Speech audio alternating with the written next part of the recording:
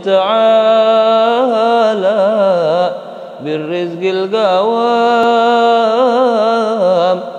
في الكتاب المنزل نور للأنام فالرضا فريضة والسخط حرام.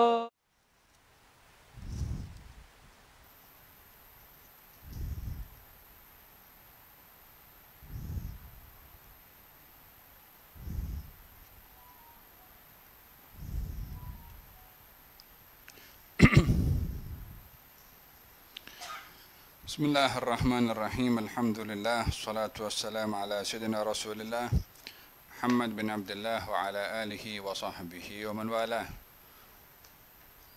قال المؤلف والإمام العلامة الحبيب عمر بن محمد بن سالم بن حفيظ في كتابه مزن السكينة والسكون شرح قصيدة لا يكثر همك ما قدر يكون للإمام القطب الحبيب عبد الله بن علي بن محمد الحداد نفعنا الله بهما وبعلومهما في الدارين آمين إلى أن قال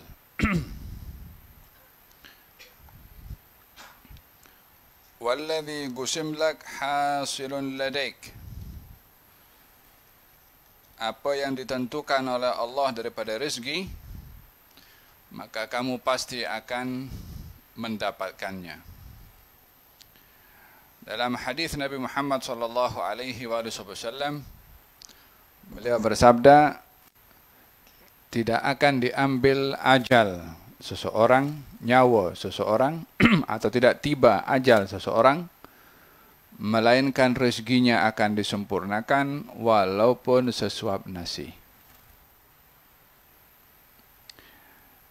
yakni Allah subhanahu wa ta'ala tidak akan menzalimi hambanya pada rezeki yang dijanjikan olehnya. Termasuk sesuap nasi yang dijanjikan oleh Allah pasti akan sampai kepada hamba atau kepada binatang pun yang ditentukan rezekinya oleh Allah subhanahu wa ta'ala. Wa ma min dabbatin fil ardi illa 'ala Allahi rizquha. Tidak ada yang melata di atas muka bumi ini, melainkan rezekinya dijamin oleh Allah. Hada janjinya Allah subhanahu wa ta'ala terhadap hamba-hambanya. Dan rezeki itu macam-macam. Ilmu itu bahagian daripada rezeki. Sehat itu juga bahagian daripada rezeki. Akhlak adalah rezeki juga. Jadi tidaklah seseorang itu memahami rezeki hanya berupa harta benda sahaja. Tetapi rezeki itu bersifat hissi dan juga maknawi, material dan spiritual, yang nampak dan yang tidak nampak juga. Faham dom? Wa fis sama'i rizqukum wa ma tu'adun. Dan rezeki kamu itu di langit dan apa yang dijanjikan oleh Allah kepada kamu. Semua ada di langit, maksudnya dicatat oleh Allah subhanahu wa ta'ala.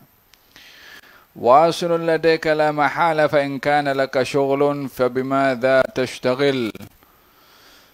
Kata pensyarah di sini, bila rezeki itu sudah ditentukan oleh Allah dan pasti akan sampai, lalu apa yang patut dilakukan oleh seorang hamba yang rezekinya sudah dicatat, sudah ditentukan, tak akan bertambah, tidak akan berkurang. Apa yang patut dilakukan oleh seorang hamba yang rezekinya sudah dijamin oleh Allah? Fashtaghil bi rabbik. Yani ighnim asy-syughul bil ilah. Yang perlu dilakukan oleh seorang hamba, membalas apa yang Allah sudah berikan kepadanya berupa rezeki. Ighnim asy-syughul. Sibukkanlah hamba tadi, atau hendaklah hamba tadi menyibukkan diri bil ilah, dengan Allah. Fa inna asmal ashghal wa akramaha wa afdalaha an yashtaghil al makhluq bil khaliq. perbuatan yang paling baik dan paling tinggi darjatnya bagi seseorang adalah pekerjaan seorang hamba beribadah kepada Tuhan, berkhidmat, serve, layan kepada Allah Subhanahu wa taala. Dengan apa? Bizikrih, dengan mengingatinya selalu.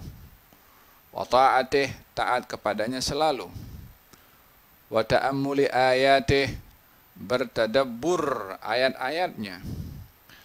Wa yashtaghala bi nabiyhi Muhammadin wal iktida'i bih, dan juga dengan menyibukkan diri hamba tadi meneladani baginda Rasulullah. Wa yashtaghala bi ta'ammul balaghihi wa ahadithih, dan sibuk untuk mengkaji apa yang disampaikan oleh Nabi Muhammad daripada hadis-hadisnya dan penyampaian-penyampaiannya. Wa yashtaghil bil bi ada'il awamir wa ijtinabil nawahi, menyibukkan diri dengan melakukan apa yang diperintah dan menjauhkan apa yang dilarang. Wa yashtaghil bi mutala'atil asma'i was sifat, dan menyibukkan diri dengan menghayati, mendalami, bertafakkur nama-nama Allah dan sifat-sifat Allah. Wa musyahadati jamaliha, dan menyaksikan keindahan nama dan sifat Allah. Alladzi la tu'abbar anhu al-ibarat, yang tidak dapat dibayangkan dengan kata-kata.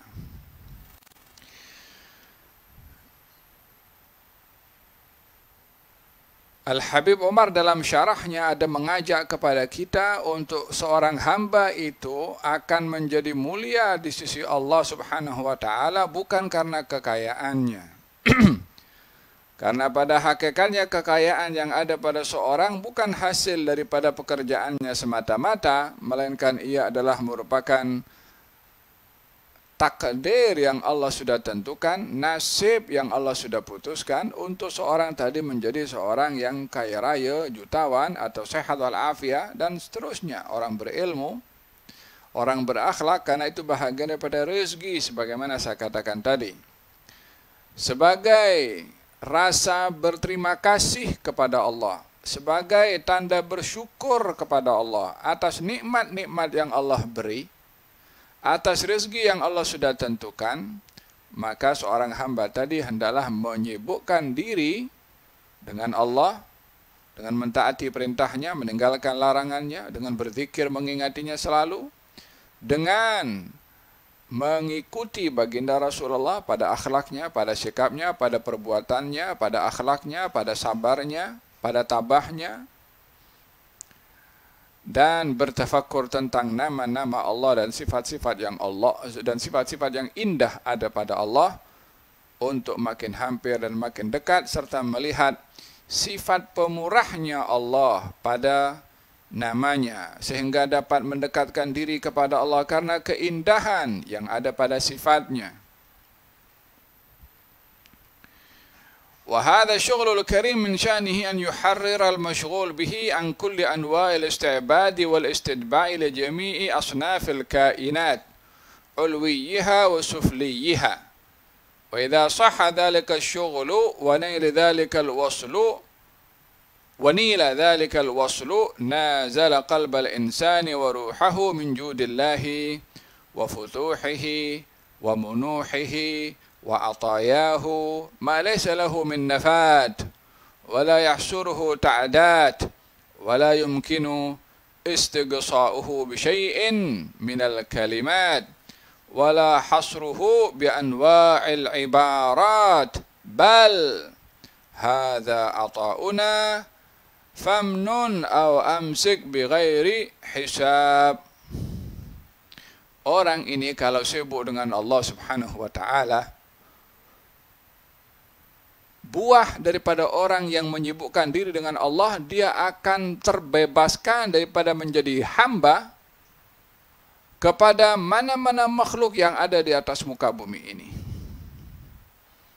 Baik bebas daripada menjadi hamba kepada hawa nafsunya, bebas menjadi hamba daripada harta bendanya, bebas menjadi hamba daripada jawatannya, bebas menjadi hamba daripada atasannya, daripada majikannya.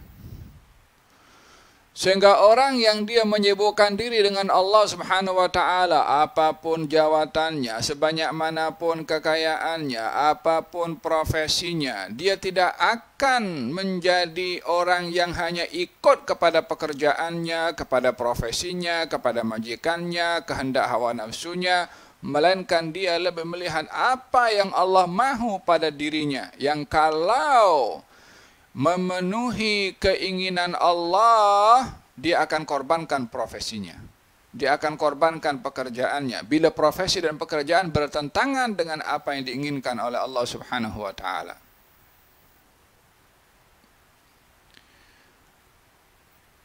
Dan ini adalah hakikat kebebasan yang sebenar, hakikat kemerdekaan yang sebenar. Siapakah insan yang merdeka? Insan yang merdeka adalah ketika dia benar-benar menjadi hamba kepada Allah. Bukan dia merdeka, hanya merdeka dia boleh bebas pergi bergerak ke mana saja. Berapa ramai orang merasa merdeka, tapi dia menjadi hamba kepada hawa nafsu. Sehingga dia terpaksa melakukan perkara yang bercanggah dengan fitrah hanya untuk memenuhi hasrat dan hawa nafsu. Dia mencuri untuk kepuasan hawa nafsu. Dia rasuah untuk memenuhi kehendak hawa nafsu. Dia tipu hanya untuk keinginan hawa nafsu. Dia rompak hanya untuk kepentingan hawa nafsu. Dia berzina karena hanya memenuhi keinginan hawa nafsu. Lalu mana merdekanya dia? Kalau masih tetap dia diperhamba oleh hawa nafsunya sendiri. Faham dong? Dan seteruk-teruk kemerdekaan kalau seorang itu merasa dirinya tak bertuhan. Saya bebas. Dengan apa? Dengan tidak menyembah kepada siapapun. Ini kemerdekaan yang paling stupid. Macam mana dia akan merasa merdeka dirinya, ingkar kepada Allah? Yang mengadakan dirinya wujud itu siapa? Macam mana dia boleh merasa merdeka ketika ingkar kepada Allah Subhanahu wa taala?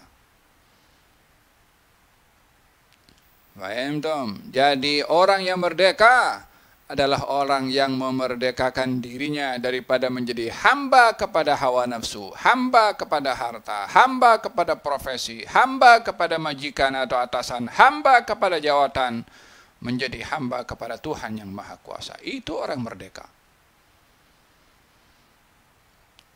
Faham dong? Sehingga orang yang menyibukkan dengan Allah Subhanahu wa taala, dia tidak mengikut kepada sesiapapun juga, dia sudah merdeka dengan menjadi hamba kepada Allah. Di situ dia akan disayang oleh Allah. Di situ akan diberi nur oleh Allah. Di situ akan dibuka hati nuraninya oleh Allah Subhanahu wa taala. Sehingga dalam firman-Nya, "Hadza ata'una famnun aw amsik bighairi hisab." Ini pemberian kami, ini Allah Subhanahu wa taala. Famnun, beri sesuka mana kamu mau. Aw amsik, atau tahan wahai Rasulullah Muhammad, bighairi hisab, tanpa ada hisab, tanpa ada sepadan. Yakni pemberian yang cukup luar biasa dibuka oleh Allah Subhanahu wa taala. Bukan kepada semua orang, kepada orang yang memerdekakan dirinya daripada menjadi hamba kepada makhluk, menjadi hamba kepada Allah Subhanahu wa taala. Ha inna hadza la rizquna ma lahu min nafad. Ini adalah rezeki kami, kata Allah. Tiada penghujungnya, banyaknya itu tiada penghujung. Jangan tanya berapa banyak kekayaan yang Allah miliki untuk diberikan kepada hambanya. Faham tom? Gal, berapa banyak kekayaan yang ada di atas muka bumi ini. Semua adalah miliknya Allah Subhanahu wa taala. Wallahu yarzuqu man yasha'u bighairi hisab. Dalam ayat yang lain, wa ma kana ata'u rabbika mahdhura. Semua itu menggambarkan betapa luasnya rezeki yang diberikan oleh Allah Subhanahu wa taala. Kalau sekian banyak rezekinya Allah yang tiada sempadan, fashtagil birabbik. Kamu jangan risau pasal rezeki kamu. Allah sudah jamin, Allah sudah tentukan. Yang perlu kamu buat, menyibukkan diri dengan Allah Subhanahu wa taala. فقد دعيت إلى الشغل بالفانيات فاشتغلت بها، ودعيت للاشتغال ببرامج لا منفعة فيها فاشتغلت بها، ودعيت إلى الاشتغال بنفسك الأمارة بالسوء فاشتغلت بها، ودعيت إلى الاشتغال بالفضول الذي يلج فيه الخلق فاشتغلت بها، ودعيت إلى الاشتغال ببعض الألعاب فاشتغلت بها. Kamu ini diajak untuk menyibukkan diri dengan hal-hal yang tiada manfaat, kamu pun sibuk dengannya. Kamu diajak sibuk dengan acara-acara, program-program yang tiada mendatangkan faedah, kamu pun sibuk juga. Kamu diajak untuk sibuk dengan memenuhi hasrat hawa nafsu, kamu pun sibuk juga. Diajak untuk sibuk main game, kamu pun sibuk juga. Apa saja yang mengajak kamu sibuk, kamu pun ikut juga. Sibuk juga dengan benda-benda yang tidak bermanfaat tadi. فَمَنَ الَّذِي دَعَاكَ إِلَى الْإِشْتِغَالِ بِكُلِّ هَذَا. Coba pikir.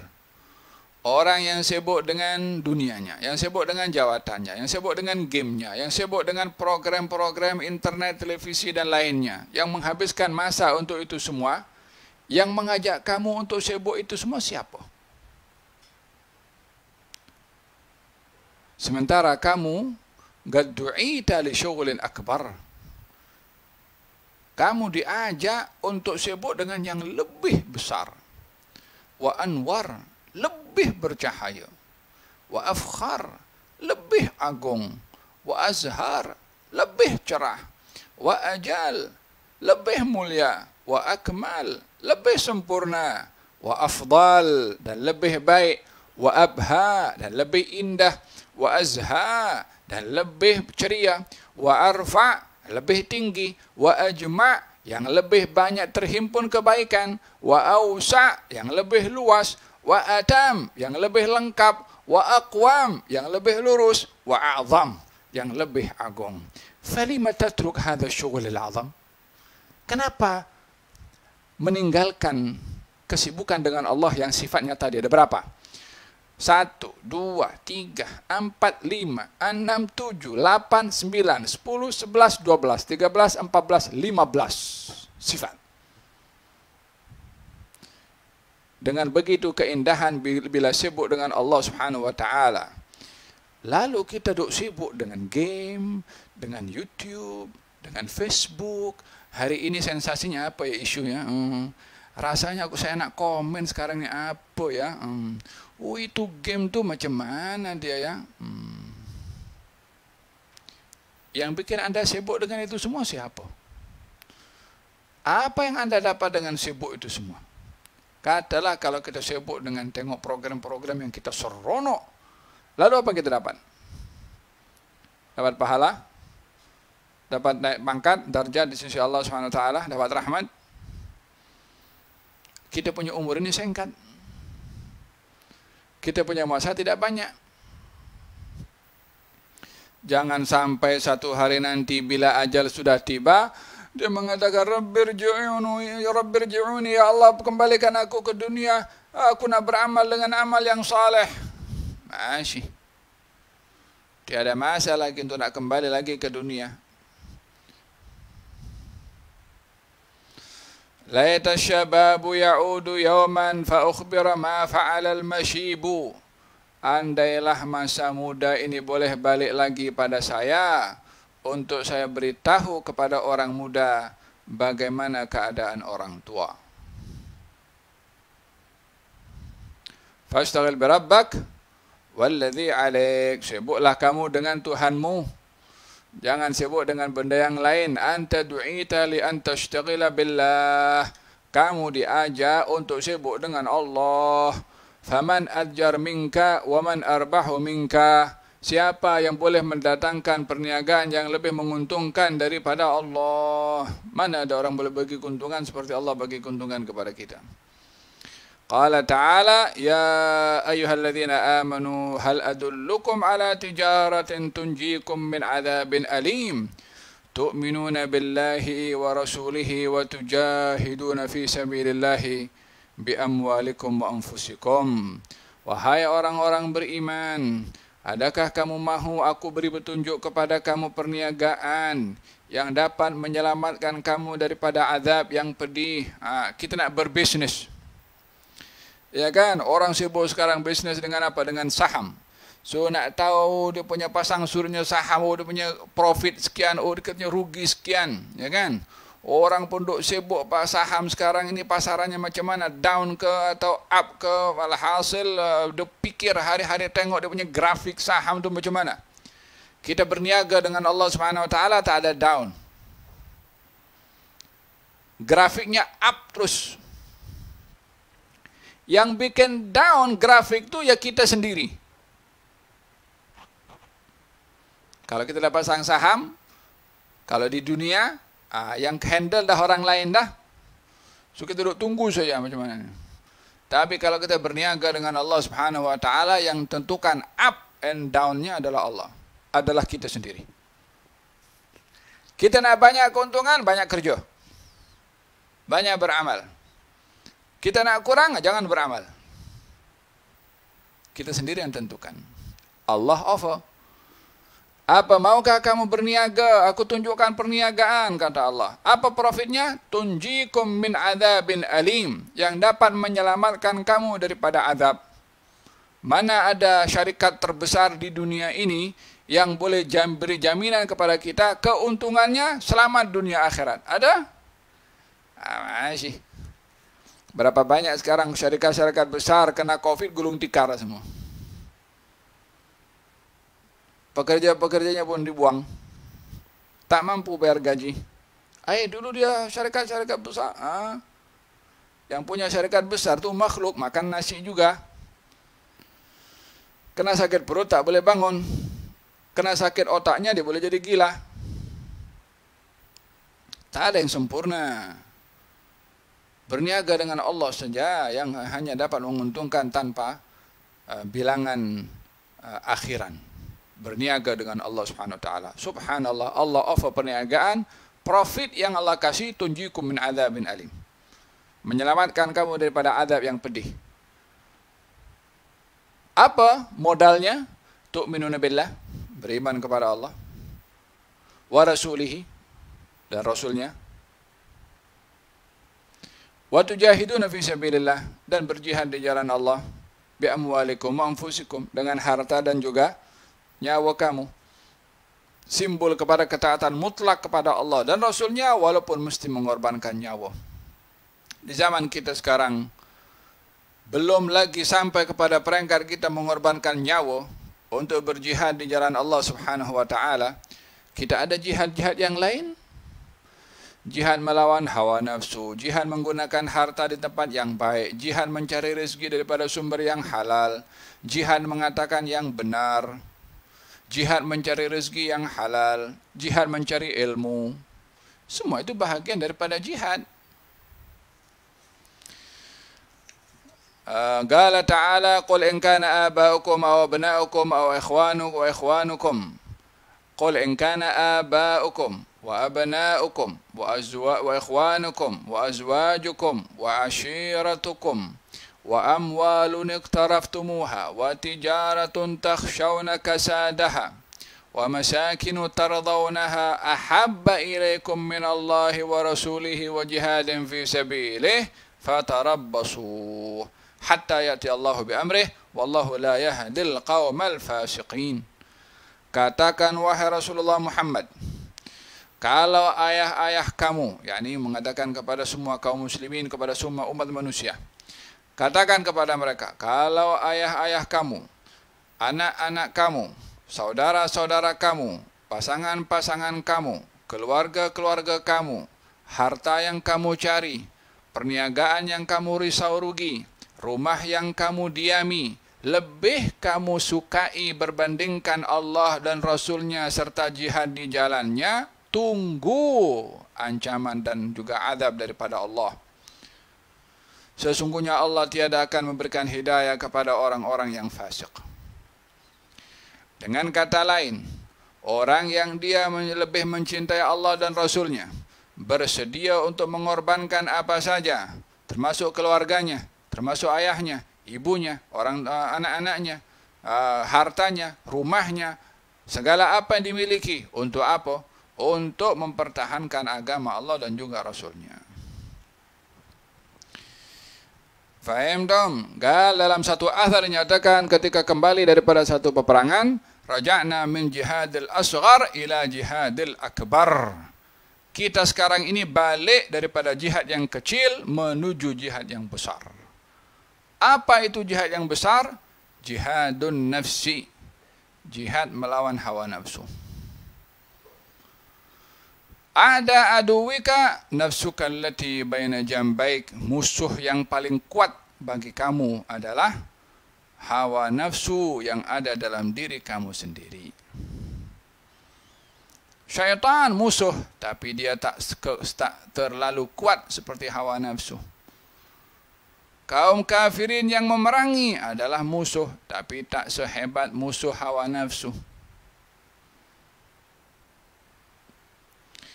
Ay mahma in taraktum fil hayati bi anwa'i wasailiha wa ma fiha faj'alu al mahabbata al qalbiyah li wa li rasuli wa syughal bi wa bi rasuli wa la tuqaddimu syai'an an dhalik. Yani apapun yang Allah berikan kepada kamu, baik itu keluarga, anak, saudara, pasangan, harta, rumah, jadikan semua itu tidak lebih dicintai berbandingkan kepada Allah dan Rasulnya. Jadikan semua itu wasilah untuk mendapatkan cinta kepada Allah dan juga Rasulnya. Carilah kecintaan kepada Allah dan Rasulnya melalui orang tua dengan berbakti. Carilah kecintaan daripada Allah dan juga Rasulnya terhadap anak-anak dengan mendidik kepada mereka. Carilah kecintaan Allah dan Rasulnya dengan saudara atau kerabat dengan bersilaturrahim. Carilah kecintaan Allah dan Rasulnya melalui pasangan dengan menjalankan masing-masing haknya, hak suami dan hak istri. Demikian juga dengan harta.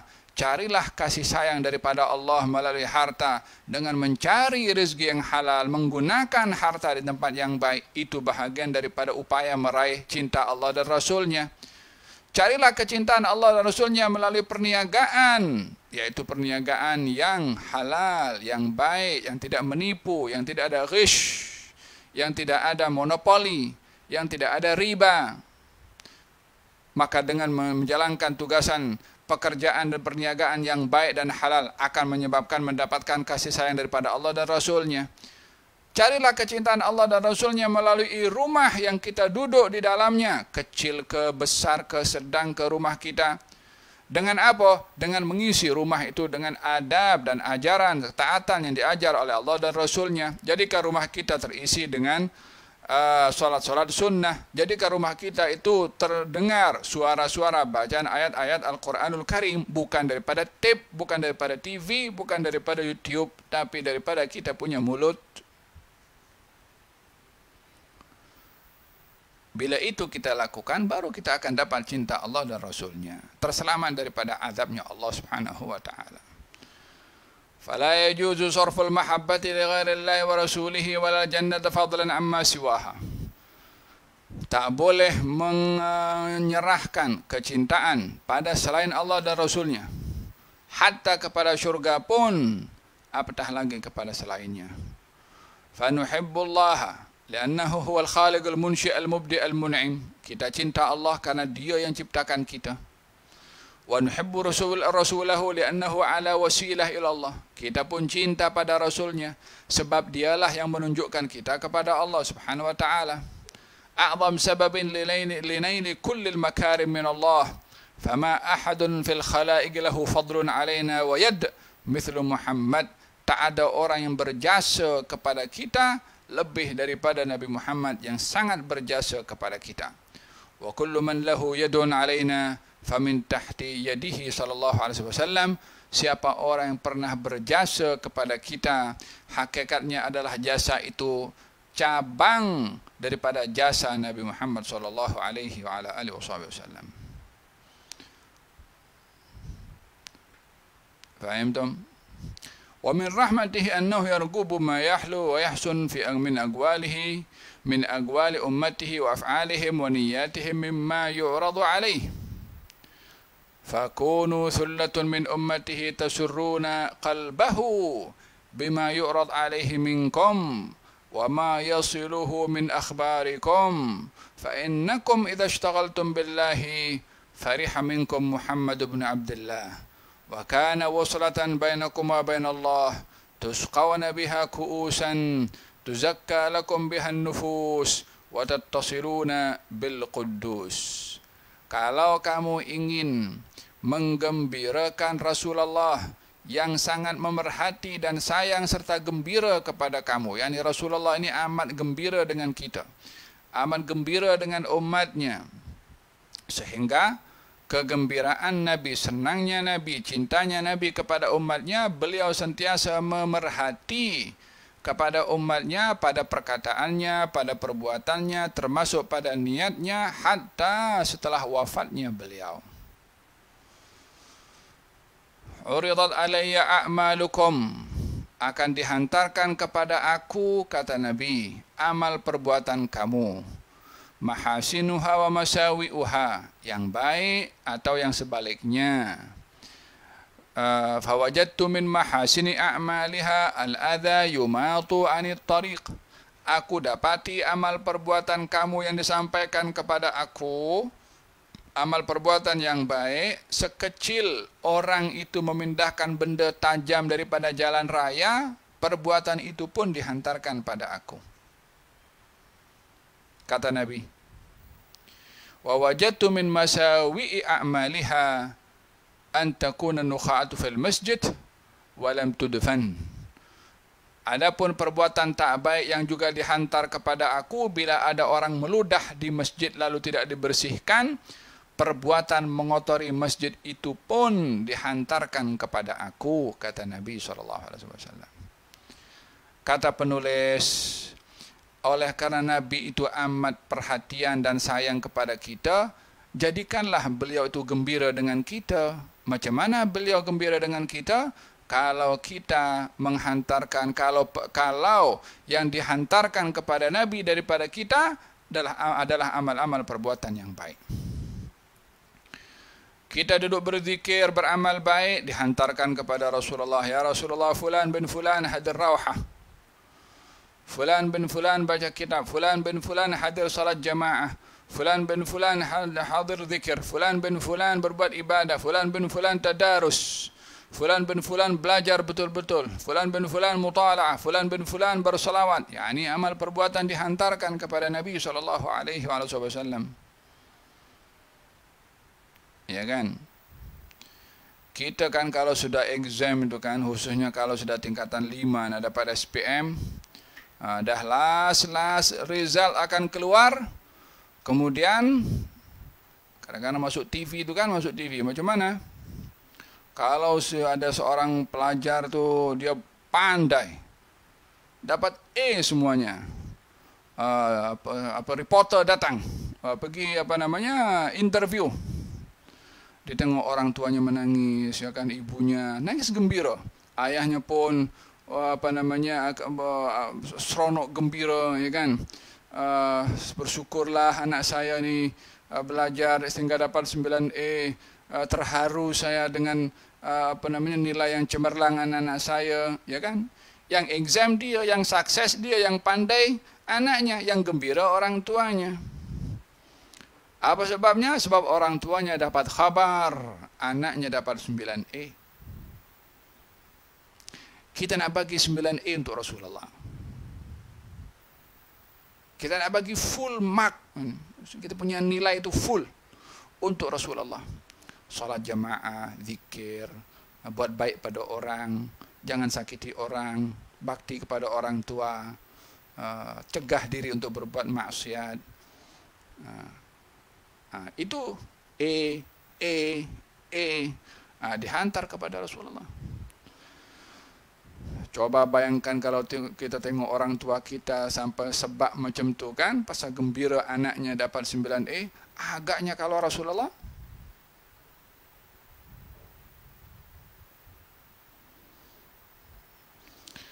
Hadza berkenaan dengan macam mana kita menyibukkan diri dengan amal perbuatan baik untuk menggembirakan junjungan Nabi Muhammad SAW. Faham tom? Pelajar-pelajar yang ada di Madrasah Razi, yang belajar dekat Madrasah Tazkiyah dan di mana saja mereka belajar, ambil peluang semasa berada di madrasah, solat jamaahnya jangan lewat 1 rakaat pun, bahkan jangan lewat takbiratul ihram dengan imam. Likulli syai'in safwah, safatus salat takbiratul ula ma'al imam. Setiap amalan itu ada kemurniannya. Dalam amal ibadah salat yang paling murni itu adalah mendapatkan takbiratul ula bersama dengan imam. Jangankan terlambat 1 rakaat, terlambat takbiratul ihram pun jangan. Dalam qiyamul lail pun juga demikian, jangan sampai dah waktu azan subuh baru bangun. Bila melakukan solat berjamaah, sebelum azan pun sudah standby. Bila diminta berzikir Hizbun Nasr, Hizbul Bahal, Wirdul Latif, dibaca, jangan tidur. Faham tu?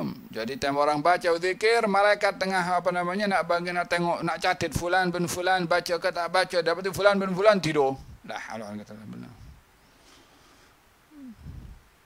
Faham tu? Coba mudir madrasah bagi tahu, yang baca Wirdul Latif dapat RM1,000 per orang.